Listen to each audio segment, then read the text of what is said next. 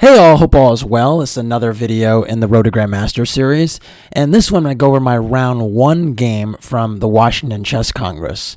Now, this is a new tournament. The last video in this series was actually a short draw that I made with Grandmaster Jurabek Kamrakulov in round 5 of the October Marshall Premier. And essentially, this tournament, the Washington Congress, was held less than a week later.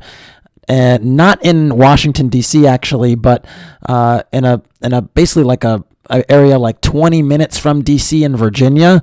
But as is the case with some of these tournaments that are run by Continental Chess, they actually name the tournament after the nearest big name city, so I think they can attract a lot of players to it.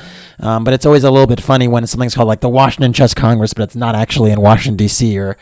or the Philly Open, and it's not actually in Philadelphia. I don't know. It is what it is. Sometimes they name it in the city that it's in, but usually they don't. Anyways, it was a FIDE-rated tournament. And that's why I would decide to play in it, and that's why I'm doing this video. And it was, I believe, a 5-round event. So, or no, actually, it wasn't a 5-round event. No, it actually was a 9-round event, but it felt like a 5-round event because there weren't as many strong players as is typical in a lot of tournaments. So I believe I was maybe like the number 8 seed or the number 9 seed, which is actually quite unusual in an open tournament. That's quite strong. Like, for instance, when I played in the ExtraCon Open in Denmark earlier this year, where I got my second GM norm, I was like the 20th or 30th seed. So it gives you a sense of the quality of the event, where I was one of the strongest players in the field, being like the 7th or 8th seed. But anyways, I was just going to, try and play well, see what I could do, and, get some points. My opponent in this one was an untitled player by the name of Jeffrey Quirke, and his FIDE was around 2100, but he actually played a very, very good game, and that's the thing, is you can't take anyone for granted at this level, and you're going to see a very, very tough fight ahead. So without further ado, let's get into it. So Jeffrey opened with d4, and I had no idea what he was going to play or what he was comfortable with, because essentially a lot of times in these tournaments you don't get the pairings until like 5 minutes before the game, and so it's very difficult to do any thorough prep in that amount of time, especially when you're not supposed to have a phone on you or any type of technology at all. So typically the laptop is in the hotel room, and you just don't have that time to prepare. And in fact, during this tournament, I actually was not staying in the hotel that the tournament was in, because it was actually overbooked. So I actually was I was actually staying in a hotel that was like a 5 to 10 minute Lyft ride away, and I basically had to ride share every day to get to the actual hotel where the tournament was being played, which was kind of a drag, but it is what it is. So really, I didn't have anything on me that besides my person, and my phone was checked in, so no way to prepare anyway. Anyways, after d4, I went for d5. Typical for me, I was just going for some Queen's Gambit positions.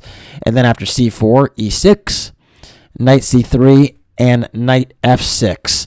And I have quite a bit of experience in these structures, particularly in the exchange, which Jeffrey decided to go for with cd5 and e takes d5.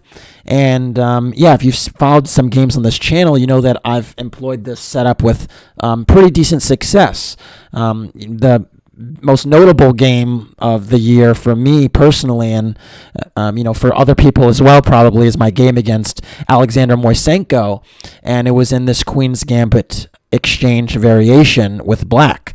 So actually, that was something I was thinking about, was he familiar with that game? Because even if he hadn't prepared for me specifically, he might have been aware of this game that I'd played before, earlier, a few months previously. And that was kind of the conundrum that I was wondering, is should I go for this line that, of this game that's got pretty famous, or should I just kind of avoid it? I don't know. So bishop g5 was played, and I was still kind of mulling that question, and I went for c6. And now e3 is played, and I actually went bishop d6. And bishop d6 is a very unusual move in this system, but is the setup that I employed in the Moisenko game. So for now, I thought, let me kind of feel him out a few more moves and then make the judgment call. So after bishop d6, white played bishop d3. I castled, and then knight ge2. And here I was like, oh, this is exactly like the Moisenko game. Should I go for it? Is there an improvement? And quite frankly, I was just not sure what to do. I played Rook E8 now, just kind of waiting to see if he was going to follow the game even more, because now the usual move is Queen C2. And actually, he started with H3, which already I was like, maybe he's onto something. Maybe there's some merit to not playing Queen C2. Maybe he's doesn't want to run into this knight A6, knight B4 idea that I did employ against Moisenko. And H3 is a move that has to be played. So, it's just a decent move, and, he's switching up the move order. But why does H3 have to be played? Well, the reason for that is if you castle right away, I can go bishop takes H2 check, and after king takes H2, knight G4, and I pick up a very important pawn on H2, and now my queen's coming to G5, all of a sudden with a very, interesting attack after I recover the bishop on G5.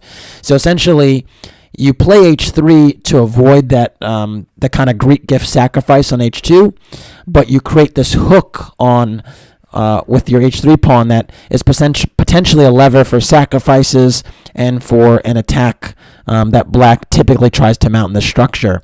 But again, I kind of got cold feet here, and I thought, you know what, maybe I shouldn't follow the line to the T, because it was such a well-known game, and I believe they even plastered all over the chess.com website. So actually, before this first round, I actually had a few people come up to me and tell me, hey, I'm a really big fan of your chess, and I really like this game you played against Moisenko. And it really made me think twice about, oh man, if people that aren't even playing the tournament know it, like maybe I shouldn't actually go for it. So I actually decided not to go for the line and instead went H6, which is a part of the line. I did actually play H6 in the game against Moisenko, but after bishop H4, I actually went knight BD7, and I actually decided to deviate.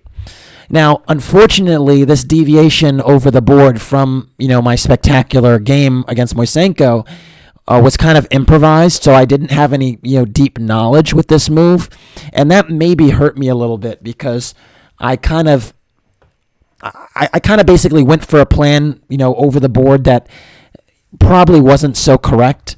Now, the idea was basically just to get a position, and essentially get a position that we both were probably unfamiliar with. But actually, it was funny, after the game, I asked Jeffrey if he had seen that game, and he hadn't.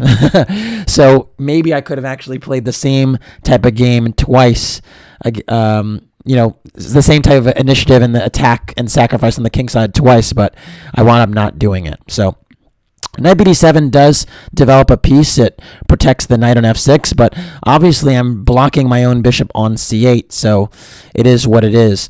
I did think that in some positions, maybe if white does castle kingside very quickly, I could consider playing knight f8, knight e6, and knight g5 anyway, because essentially in the game against Moisenko, the only difference was that I went a5 first, and then after queen z2, then went knight a6. And the point is that I'm trying to reroute the knight to g5 in this position, but I get a half tempo because I'm threatening knight b4, forking the queen and the bishop on d3, and it's not so advisable for white to give up the bishop pair. So theoretically, I could transfer the knight over to the king side via d7 as well without playing a5. So anyways, after knight bd7, white played queen c2, and I thought for a little bit about doing the same type of transfer, but I really wanted to actually play an original game, and again, I was worried that he was familiar with the setup, and so I actually decided to play the very, very radical move b5. And b5 on the face of it looks like just a bad move, but the reason I was kind of keen on it is I wanted to discourage white from castling queenside. So one of the merits of the line that I played with a5 in the Moisenko game is that when I play a5, queen c2, and then knight a6, I actually provoke a hook with the move a3. And so now if white is castling queenside, it's actually a really, really poor decision, because I can go b5 and b4 with tempo and pry open the b file, because the c3 knight will be hanging and the a3 pawn will be hit.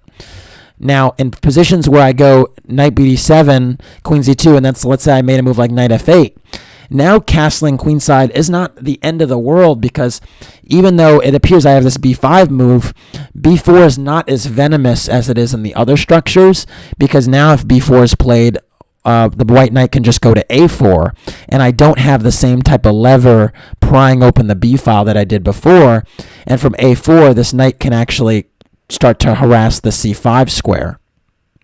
So that's kind of the difference, and the thing that kind of discouraged me from this setup. Another factor is that in a lot of these positions, white does have the luxury of playing e4 because I am pinned. That's a terrible diagonal. Let me do that again. The bishop on h4 is pinning the knight on f6 to the queen on d8, and so it's actually kind of annoying to allow d takes e4, knight takes e4, and he just piles on the pressure on this pin with tempo because he's also attacking my bishop on d6. So part of the reason for b5 was just to discourage castling and also discourage the e4 move.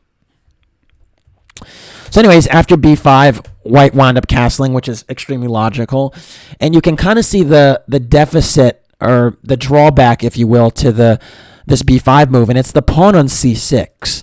Basically, I've voluntarily created a backward pawn on c6, and white would be fully justified in trying to attack it.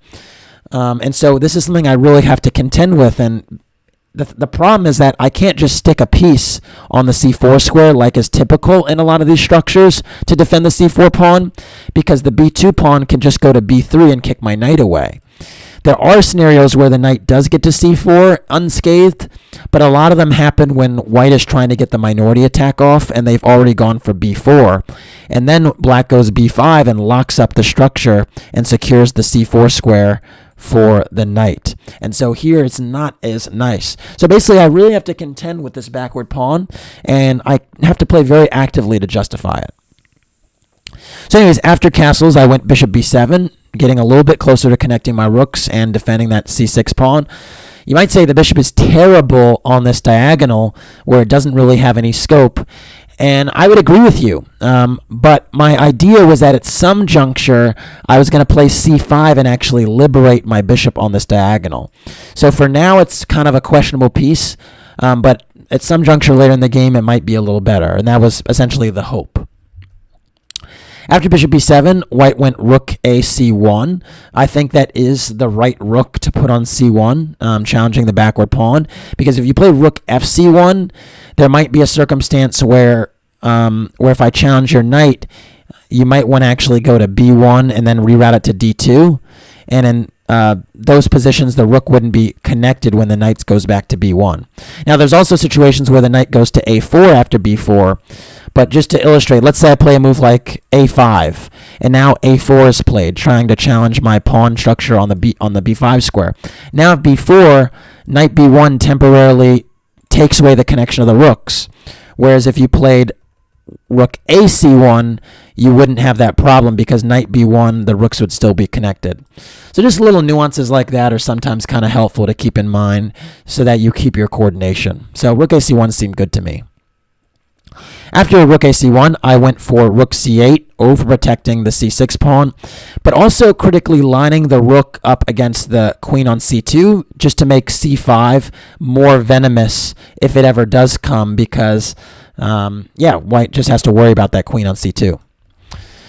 Now after rook c8, black played bishop f5, and this is actually, white played bishop f5, and this is actually a really, really strong move, and one that I think I overlooked a little bit.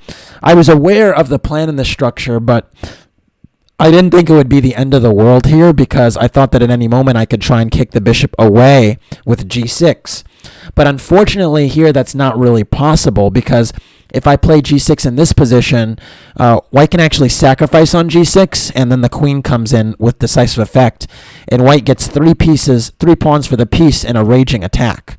And so g6 here would be a huge mistake because of a scenario like this, where h6 is going to drop, and this king is not going to have any shelter, and white still retains this very annoying pin with the knight and the queen on this diagonal. So g6 actually can't be played. And the issue here is that my knights are both kind of tied up, because I can't move my d7 knight because then my rook on c8 is lost, and I can't move my f6 knight because my queen on d8 is lost. So essentially both these knights are kind of immovable, and white just immediately has the threat of bishop takes d7, queen takes d7, and bishop takes f6, just ruining my structure. So let's say I play a move like a6. Now bishop d7, queen d7, bishop f6, g takes f6. And even though I have the two bishops here, the pawn structure, I believe, matters more. And I think white would be seriously in the driver's seat with a move like knight g3 or knight f4, both trying to eye some of the suspect weaknesses around my king. So definitely not something I was trying to go for. And because of that, I kind of had to concede a little bit of ground and played the move bishop e7, which was not a move I was pleased with, but I thought was the only way to kind of relieve this pin and ensure that I could recapture on d7 with the queen and not, double my pawns. So, yeah, kind of unfortunate move, and really it kind of demonstrates why the knight bd7 setup is actually not very good in conjunction with bishop d6, because basically I didn't manage to alleviate the pin on the diagonal. So because I didn't manage to alleviate that pin, the setup just doesn't really work. Anyways, after bishop e7, white played bishop g3. I think this is actually a pretty effective move because in some positions, I was actually trying to get the bishops off the board with the move knight h5. So let's say like a move like a3 is played. Now, if I play knight h5, the bishop can't drop back to g3 because I can just take it. And, this exchange might be something that, black might be comfortable with. So it's just an idea that is, playable. So, again, it's maybe not the best idea in the world because I still have some dark square problems on the queen side, particularly with the c5 square. But, yeah, it is what it is. So anyways, after bishop e7, white played bishop g3, and now I went a6, trying to protect the b5 pawn, and really trying to rev up for the c5 break. I mean, that's really the plan in this position. That's where my activity is going to come from. I've lined up my rook against the queen. I have this dormant bishop. That's really what I'm playing for, is the c5 break. And yeah, you'd be right to say that if I play c5, I'm going to have this isolated pawn on d5, and this knight will potentially have a really nice square on d4 to operate on. And so white's not going to be even worse in those structures. White might actually be a little bit better because structurally I'm going to have a pawn island. But to me, it was more important to play with space and activity here. And so I was kind of comfortable getting an isolated pawn if it meant all my pieces were kind of active. So that's what I was revving up for. So anyways, after a6, white played Rook C1, and I actually don't really agree with this move. It's not a bad move per se, but it doesn't really address me potentially playing c5, and so I think it just was kind of not a move that was necessary. And the other thing is that, now white is kind of waiting on me to play c5 because I don't see what the rook is actually doing here on d1 until d takes c5 is actually played. So I'm wondering if there's other ways to improve the white position. In fact, I do feel that way. I feel like white could have maybe considered a move like knight f4, transferring the knight to d3 like that. And I don't know. I just think there are some other options. After rook cd1, now I figure, you know what? White doesn't really have a constructive plan because they're, shuffling the rooks now. So I thought that maybe I should improve my position before I play the c5 break. And so I opted for the move bishop f8. And my idea here was just to, basically clear the e file from my rook. I think that is kind of a little bit more convenient with the bishop instead on f8 instead of the bishop on f8 instead of on e7. Another idea is that in some positions g6 becomes attractive, and now I don't have to worry about losing all my kingside pawns after a potential sacrifice because I can block with bishop g7 after white earns 2 pawns with bishop takes g6 and queen takes g6. So I thought that was another important idea. And I just thought those were important things to do. The computer actually wants me to play knight h5 first, in part because I forced the bishop to h2, and then after bishop f8, the difference in this position is actually the knight doesn't have the f4 square, and the computer actually really wanted the knight to go to f4 in many different lines because it's an active outpost and can transfer to d3, from which it eyes the c5 square. And so it's kind of a unique transfer, knight f4, d3, c5, but it was on the cards with my knight being on f6. So anyways, after bishop f8, white actually played the move knight c1. And this is an interesting move because it's trying that knight transfer that I just discussed, except it's going the other way.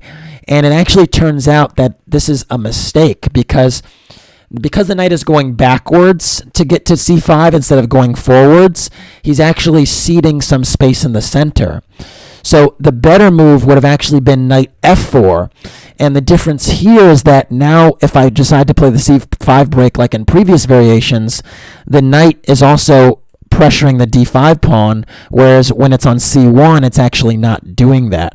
So very, very important distinction that actually passes over the advantage to black, because with the move knight c1, black is a little bit more equipped to play c5, and white's a little less equipped to kind of handle it because the knight is not quite active.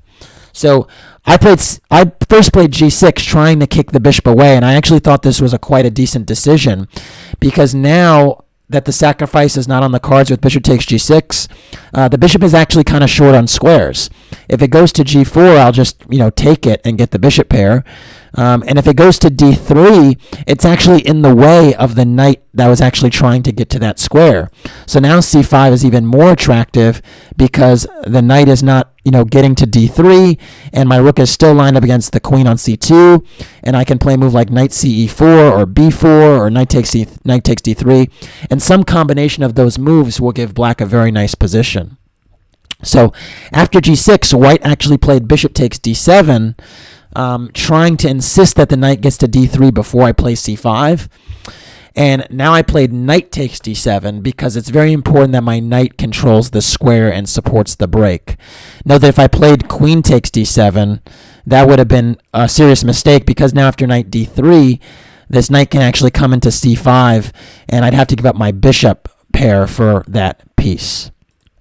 So very important that I play knight takes d7, and now knight d3 was played, and yes, white is eyeing c5, but the point is that I actually have the two bishops here, and the open position should bode well for the bishop pair, so I decide to go for it anyway with the move c5. And here, black is actually taking over the initiative just a bit, because now you're pretty much obliged to capture on c5. If you don't, I can play c4 or c takes d4 in both cases, either getting a really nice queenside pawn majority or getting pressure on the c-file. So d takes e5 is kind of obliged. And after knight takes c5, knight takes e5, and rook takes e5, there's actually a very, very interesting position on the board because, again, black has the two bishops, but white has the better pawn structure, and it's kind of a tug of war to sort of see which trump is more important. My argument here was that the two bishops is actually a little bit more important than my pawn structure, because at any juncture, if I feel that I'm in some danger, I felt that I could give up one of the bishops for the knight and probably get to an endgame that is pretty decent for me. Now, just because there is the potential for opposite-colored bishops if I get in trouble does not mean it's totally drawn. The fact of the matter is I have played this move g6, and because of it, I've actually weakened some dark squares on my king side. And so black actually does have to worry to some extent about the dark squared bishop cutting through some of those squares, those dark squares on the king side. So I had to be a little bit careful. But I did feel that if anyone was going to be better, it was going to be black. And right now, I'm already creating some threats, right? Like b4 right now threatens the knight, and white has to deal with that. So after rook takes e5, white played queen d2, stepping out of the way of the pressure on the c-file and kind of eyeing the d5 pawn a little bit more. But I really did not see a scenario where the d5 pawn was something I should be super worried about, because there were positions where even if white wins the d5 pawn, I'm actually quite okay with that, because all of a sudden my bishop on the long diagonal would have some serious influence and no real opponent. So there are actually some positions where I was thinking about sacking the pawn with d4 if it meant opening my bishop on the diagonal. This is a pipe dream, but let's say I was able to play h5, h4, force the bishop back to h2, and then maybe swing the rook over to g5. Well, then all of a sudden I'd have pressure on the g2 pawn, and then d4 might be a very, very serious move. So anyways, after queen d2, I played the move queen c8, just trying to step out of the pressure on the d file. I thought that there were some positions where white might entertain e4 because I couldn't take on e4 because my queen would be lost. I only have one defender and there are two attackers on the queen on d8. So I thought queen c8 was a clever move, stepping out of these pins, but also asserting some control on the c file, because now, actually, because I've doubled my heavy pieces, b4 is actually a legitimate threat. So let's say, white plays a random move like king h2. b4 would actually be really, really attractive, because once the knight moves, even though it seems to be getting to the d4 square and, solidifying the position, I now have rook c2 first, attacking the queen, attacking the b2 pawn, and it's actually black that is better in this type of position, because, black's actually just collecting some of these queenside pawns. And so you do have to be a little bit careful now with the queen and rook lined up, as awkward as it may seem.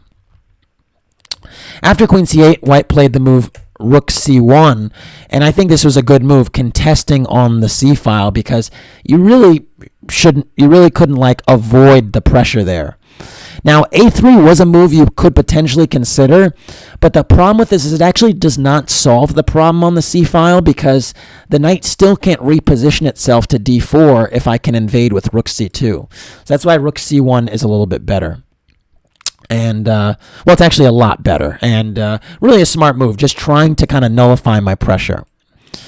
After Rook C1, I played the move Queen C6, and this was the second idea with my Queen C8 move, was that I wanted to transfer my queen and bishop here to establish this battery and have some mating threats on G2. And so I thought Queen C8 was kind of subtle, because it kind of didn't show that idea with Queen C6 right away. And all of a sudden, D4 is actually a serious, serious threat. And the problem that white has in this position is that you can't actually blockade the square. And that's actually a theme that I think comes into play quite a bit in isolated pawn positions, is if white does not have that clamp, that really good blockade with the knight already there on the square, I can sack the pawn at any moment, and then a lot of my pieces come to life. And so you always want to think about whether you're blockading the square in front of the isolated pawn effectively, because that's usually, the question you have to ask yourself all the time. And here you can see Queen D4 doesn't do the trick, because I can challenge it with Bishop G7 or even Rook C4. Both moves basically just kick the queen away. So anyways, after Queen C6, there's really only one way to deal with the D4 threat, and it's actually to try to nullify the pressure on this diagonal. And you do that by playing the move F3. But it's kind of a debate whether you wanted to allow F3 or not, or when you wanted to play F3 or not, because now you're actually weakening the E3 pawn a little bit. And this actually gave me more confidence that my position was actually probably fine, because the D5 pawn is isolated, sure, but now the E3 pawn is kind of a backward pawn in the sense that it can't really be pushed without being captured. And I felt that basically these weaknesses should offset each other. That being said, my bishop on b7 now is not going to be as attractive on this diagonal than it was in previous positions where the pawn was on f2, because I simply don't have the same scope anymore. And that's something to think about, because now this bishop may need to be repositioned in the future. Anyways, after f3, I played the move bishop g7, and my idea here was to try to get some more control over d4, also eye the b2 square a little bit. But it turns out this move is actually a mistake that allows white to consolidate. and there were a few more attractive options. One of those attractive options was actually queen e6. The point is that I attack the e3 pawn in such a way that the bishop on g3 has to move and recoordinate itself, because if you go for a move like knight e2, you actually are hanging the pawn after an exchange of rooks. And if you go for rook e1, you actually aren't going to be able to go knight e2 anyway to get that blockade, because I'm going to be able to take on c1 and take on e3. So you pretty much have to play bishop f2 to defend the pawn. And now I can go b4, and after knight e2, a5, it's actually black that's still a little bit better here, because my bishop can repurpose itself on this diagonal potentially, and I still have some pressure on the e3 pawn. And one of the other key features is that I don't mind this exchange of rooks like this, because my bishop gets to active diagonal, and if you insist on not exchanging the rooks, I might park this one on c4, making it a little more difficult to trade, because then I could play d takes c4 and have a queenside pawn majority. So there's a little bit of a way. There's basically a better way I could keep the tension in the position and kind of mess with white's coordination a little bit. Another option in the position instead of my move, bishop g7, was actually b4 right away. And the lines are kind of similar to the queen e6 stuff, but after knight e2, the idea is actually queen b6, and then knight d4, a5. And again, I'm in this version, my queen and potentially my dark square bishop will have a battery on this diagonal. And so sometimes tactics like rook takes e3, queen takes d3, and bishop takes d4 come on the board later. And then I also invite the a6 square for my bishop on b7. And so just another way to kind of keep the tension and keep some of the pressure on. Instead, after bishop g7, white actually plays knight e2, and unfortunately, I'm not getting any pressure on e3, but white's also threatening to kind of take on c5 and get a tempo to control the c-file. And so this is why this was not the best way to play. I now played rook c1, kind of realizing the problem, because I thought that I was going to play rook c4 in certain positions, but actually here white just has b3, and I'm basically forced to release the tension on the c-file, and the fact that it comes with tempo is actually really annoying. And so I decided to play rook takes c1 right away, because at least without provoking b3, the b2 pawn might be a little bit of a target. And so after rook takes c1, I went queen e6, now attacking the e3 pawn. And my idea was I have to try and get some counterplay on white's pawns before this knight gets to d4. Because if the knight gets to d4 with the bishop also on this nice long diagonal, I thought that there's no way I could be better, and there could be some scenario where I could be worse, because the knight on d4 is at least as good as the bishop on b7.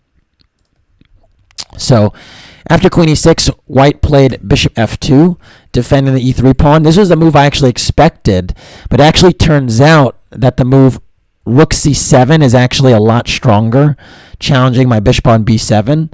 And here I actually have a bit of a coordination problem, because if I play a move like bishop a8, now knight d4 can be played, and I actually can't take on e3 because there's rook c8 checks in a lot of the positions. And so, yeah, really tough spot to be in. But fortunately, my opponent did not see this, and instead went bishop f2. And now after bishop f2, recognizing that this knight d4 move kind of shuts out my bishop and I think kind of stabilizes the position for white, I decided to play the move d4. And this was kind of my secondary plan if I did not get any activity on the c-file or get any type of checkmating threat. My idea was to try and trade the isolated d-pawn for one of white's queenside pawns, because I want to create some type of imbalance with the two bishops. And I thought that if I have a queenside pawn majority, that could actually, win the day, essentially. So that was basically one of my ideas, and this was really the last chance I was going to get to play it, because knight d4 was going to be white's next move. So after d4, white played knight takes d4, and now I play queen takes a2, and we have that imbalance that I was looking for, where the material is equal, but I have, a 2 versus 1 on the queen side. And the question here is, was it worth it? Is this sort of transformation in the position good for me? Is it bad for me? And it's an interesting question because for the moment, I actually kind of lack some coordination. Again, my bishop on b7 is not very good right now. It needs to get to a better square. Maybe it gets to d5. It's better. My rook on e8 is kind of not doing so hot on this file right now, on the e file. And my bishop is kind of blocked off. And so I do need a little bit more coordination, but I thought that if I was able to get a few moves in, I would be able to, fix that and improve. So I wasn't sure what exchanges I wanted, but I thought maybe trading the rooks could be nice and keeping the queens on the board. I thought that trying to advance my pawns with a5 and b4 might be an idea. I thought bishop d5 was a concept, protecting f7 and maybe going to c4. So I had some different ideas in the position, but White has ideas too, and I think White actually did quite well here to try and hold me back from consolidating. And White started with the move e4. And I think this is just an excellent move that shows good understanding of the position, in particular that the bishop on b7 really needs to be restricted, because if my bishop starts to get life, all of a sudden then the two bishops become a real asset. But right now my bishop is lacking squares, and now it's also lacking another square, the square on d5, which is, quite annoying. The other thing is that it just strengthens this pawn chain on the light squares. And it's kind of paradoxical because you learn when you're younger that you should essentially, put your pawns on the opposite colored squares, the bishop, so that they don't get captured in the end game. But a lot of times with the pawns around your king, you actually want to put them on the same square as the opponent's bishop, because then you actually restrict its mobility. And so you can see that's essentially what White has going here, and it's restricting my bishop on b7. So anyways, after e4, I played the move rook d8, trying to get some pressure on the d file now that the e file is kind of shut down, and maybe the knight on d4 has a little less security because the e pawn has moved to e4. And White played the move queen b4, another really good move, getting out of this pin, also still protecting the b2 pawn, and also entertaining some infiltration on e7. From which would be a double attack against the b7 bishop and the rook on d8. So queen b4 is a great move. After queen b4, I played the move bishop f8, trying to actually cover this e7 square because I thought I could not tolerate the queen going to that square. But it actually turns out that I had a better way of doing this, and it was actually just the move rook d7. Now, I thought this move would be a little bit awkward because I'm actually kind of ceding the back rank, I thought, and I didn't like scenarios where maybe the rook gets to c8 someday. But the point is that it doesn't. And the bishop is controlling c8. It's also controlling c6, and my rook is controlling c7. And so a lot of the entry squares on the c file actually cut off, and this makes a huge difference. And then with my bishop on g7, I'm still pressuring the knight on d4 and also the b2 pawn behind it. So actually, rook d7 is a lot better because my bishop stays on the right diagonal. Instead, after bishop f8, I actually allow black the move queen b3, and this is actually I allow white the move queen b3, and this is a move I actually really underestimated because I thought that queen trades would also be quite reasonable for me, but the issue is because my bishop is so restricted right now, they're actually not, and the rook does have a nice potential infiltration square on c7, and so it's actually not a position that's better for me at all, and I actually have to be quite careful that my bishop doesn't get strategically trapped. So I played queen takes b3 just because I thought I should do that. And after knight takes b3, I went bishop g7 back, trying to get some pressure on the b2 pawn. But actually now White played the very strong move knight a5, and you can just see here my bishop is just struggling to breathe. It is so restricted. It doesn't have the c6 square or the d5 square. It doesn't have anything on this diagonal. And now the choices between c8 or a8, both really unfortunate squares. I played the move bishop a8 in part because it does kind of control the knight a little bit. So the bishop is controlling some of the squares the knight might want to go to. But I did not make this decision lightly because the bishop now is actually kind of trapped on a8. And so what I was kind of pinning my hopes on was the thought that I can play f5 and then liberate the bishop on this diagonal and give it the d5 square again. But it's very, very strategically risky to do this, to play bishop a8 and kind of sit on the position like this. The other problem, though, was that if I play bishop c8, now knight c6 is a move, attacking my rook and threatening knight e7 check. And I thought that's something I also just could not tolerate, because I thought that if I played rook e8, knight e7 check could come anyway, and after rook takes e7 and rook takes c8 check and king h7, I was really unsure of the consequences of this endgame, especially with white being so active. I wasn't sure if after a position like b4 whether black can actually hold this or not. I certainly don't have any winning chances because this bishop can come to c5, anchor itself with the pawn on b4, and then white can actually start to harass the a6 pawn, and it just looks like an extremely unpleasant position to play. So bishop a8 was my choice. And after bishop a8, white went b4. And you can just see here that white has really maximized the utility of his minor pieces. This knight is actually doing quite well. The pawn on the b pawn I thought would be a target is actually quite solidified now. The bishop could reinforce that pawn as well on c5. And the rook even has a really nice active file to work with, which is preventing my rook from leaving the 8th rank.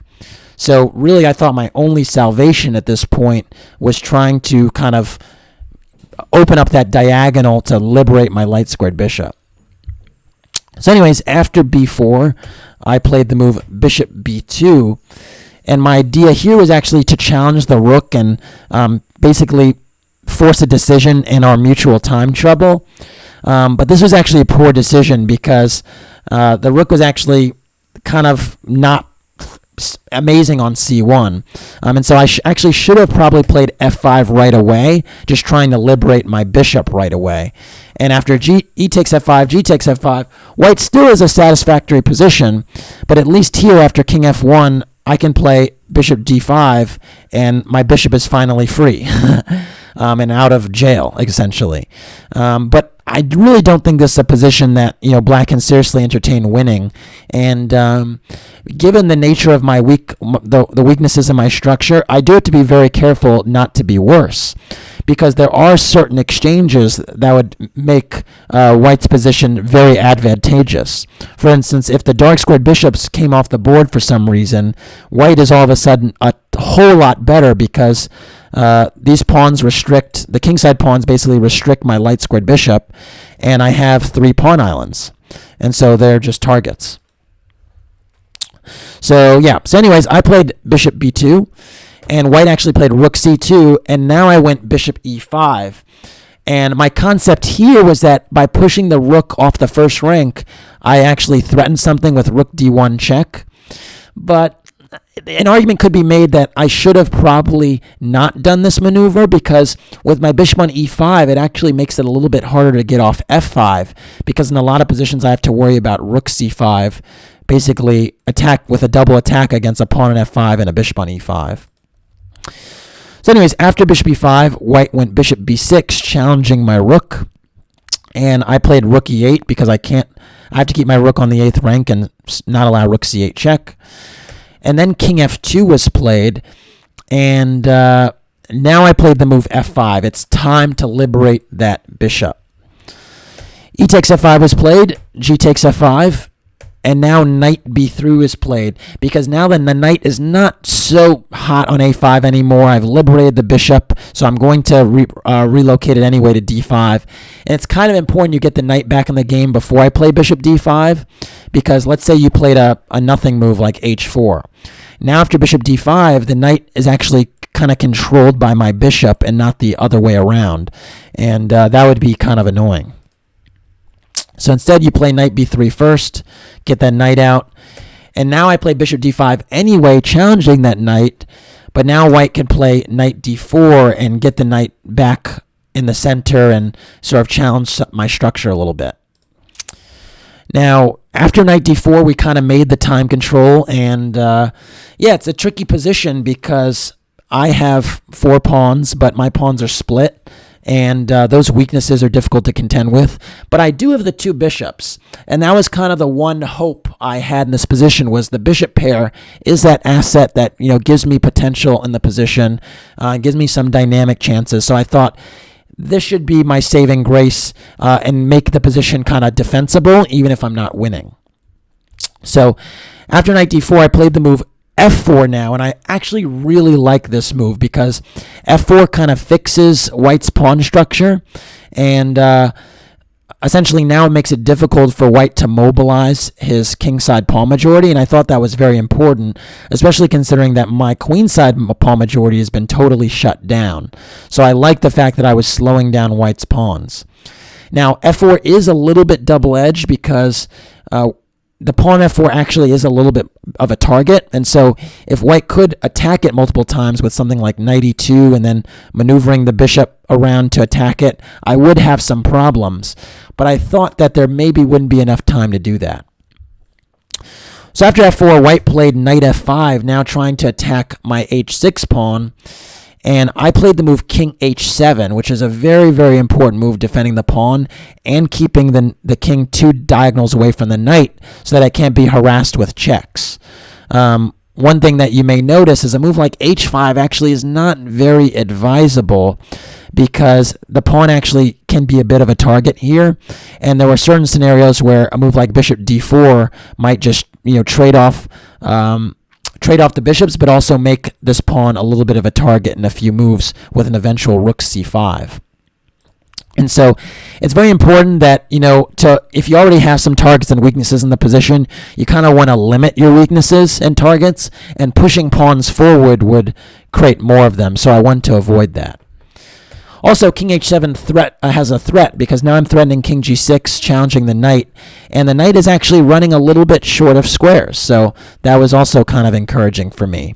If white plays a move like bishop a7, now king g6, and the knight is nearly trapped, because if knight h4, I actually have king g5, and remarkably, the knight has no squares and would just be lost. So yeah, so basically, instead of, after king h7, white played the move rook c5 anyway, challenging my bishop on d5 before I can challenge the knight on f5. And I went bishop c4, just putting it on a square where it's anchored by the b5 pawn. And I started to get a little bit optimistic because if my bishop moves away from e5, I sometimes have rook e2 check ideas. And, you know, the rook-bishop combination can be a pretty decent one, and yeah, just having some counterplay in a position that seemed where I have a lot of weaknesses is actually kind of nice because it keeps white a little bit distracted. So anyways, after bishop c4, white now went bishop c7, and this is actually a good move because it actually kind of tells me, you know what, the party's over.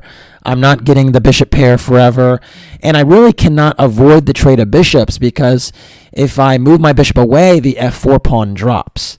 So I thought I was pretty much obliged to play bishop takes c7 and get into this type of position. It turns out remarkably that bishop c3 is actually a move in this position, and I was calculating it for a little bit, but I just did not think it was viable because after bishop f takes f4, it also seems like the h6 pawn is dropping. Remarkably, though, bishop e1 check is a move, and after king g1 and bishop takes b4, I managed to kick the king a little bit more towards the corner and make it a little less active, and all of a sudden, my 2 connected passed pawns have no opponent, and they're actually remarkably fast. And I think this is another position that kind of illustrates how strong the 2 bishops can be, because in a lot of the lines, black is actually losing the h6 pawn, but it doesn't matter because these pawns are runners. And connected with the 2 bishops, helping them, you know, usher up the board, it actually is extremely dangerous. One sample line is rook c7 check, king g6, and if knight takes h6, you know, trying to just take the pawn right away, all of a sudden the position is actually just winning for black. I can go a5, h4, a4, h5, king f6, not to take on h5 because my king would get into a bit of a mating net there after rook g7. But now after knight g4, king f5, g3, a3, all of a sudden black is actually winning because this pawn is actually going to queen faster than white's counterplay on the king side, and white will have to give up material for it. And I just think that's in a remarkable position where white is a pawn up, my king seems to be completely naked, but the two bishops and the passed pawn win the day. So very, very remarkable line, and just something to point out. Now, the best way to play after bishop e1 and bishop takes b4 is actually not to take the pawn h4 right away and instead go g4 and to try and establish some type of mating net with rook g7 check and bishop e5. But even here, the computer is saying the position is equal after rook e1 check, king g2, rook e2 check, and a repetition like this. So yeah, just a very, very interesting line. I just want to point out that king g3 does not work because of bishop e1 mate. So again, these two bishops are something else, I tell you. Something else. So anyways, after bishop c7, I took on c7, and after rook takes c7 check, I stepped up with king g6. And at least I'm keeping my material for now because this knight has to move, so white is not in time for rook c6 picking up the h6 pawn. And here, white played the move knight d4. And yeah, white has some threats here because rook c6 check seems to be picking off a6. So here I played the move king f6, trying to get my king a little bit closer to the center. And in a dream scenario, my thought process is that I might lose the h6 pawn, but if I'm able to walk my king into the center and maybe get to b4, I'll have a situation where it'll be kind of a race.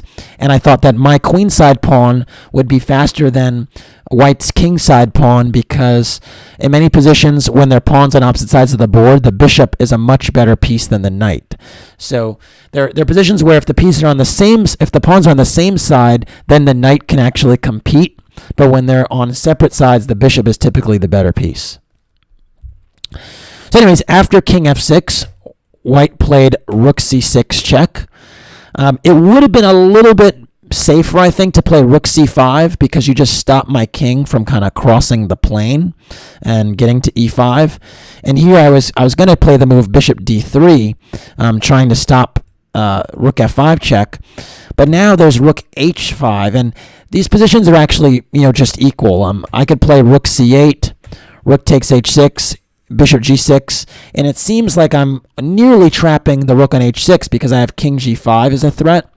But now white can play g4, and essentially this kind of holds everything together because after this type of stuff, just things get too traded that too many pieces get exchanged, and it's just not enough to kind of hold things, hold the interest in the game essentially, and it just becomes a draw. So, yeah, rook c5 was a little bit more precise, and unfortunately for my opponent, and unfortunately for me, rook c6 gave me one last chance that my opponent actually missed, because now I played the move king e5, and all of a sudden it's not so easy because my king seems to be running up the board. I might get to b4, and then it's just not a very clear position at all. And here, my opponent actually blundered and played the move knight e2. Well, I'm not going to even ask you to pause the video because I think you can figure out why knight e2 is a blunder. And the reason it's a blunder is actually because of the simple bishop takes e2. And this is actually just what he missed, that after king takes e2, there's king d5 with a discovered check, also hitting the rook on c6. And so after bishop takes e2, my opponent shook his head a little bit and just resigned. And it was kind of an abrupt end to a very, very interesting fight. So, yeah, I wound up winning round one, but it was not easy at all. And I think my opponent put up a really, really good fight in this one. Again, he was only 2,100 FIDE, but played pretty well, made some decent trades, managed to get the position under control even when he was down the two bishops or playing against the two bishops. And yeah, I think he definitely shouldn't have lost this game. But that's why you keep playing, because at the end of the day, you hope as the high-rated player that eventually your strength will show at some moment in the game. And fortunately for me, it just took a little bit longer for me to show my strength. So I kept chances as long as I could. I got the bishop pair, and that's kind of where I'm at home in my wheelhouse. And finally, I pressed that advantage home. So a win is a win. All right, that's it for this one. Thanks for watching. Please like and or subscribe to the channel. And if you want to support the Road to Grandmaster journey, you could do so by making a donation through the PayPal link in the description below. Thanks again. Take care.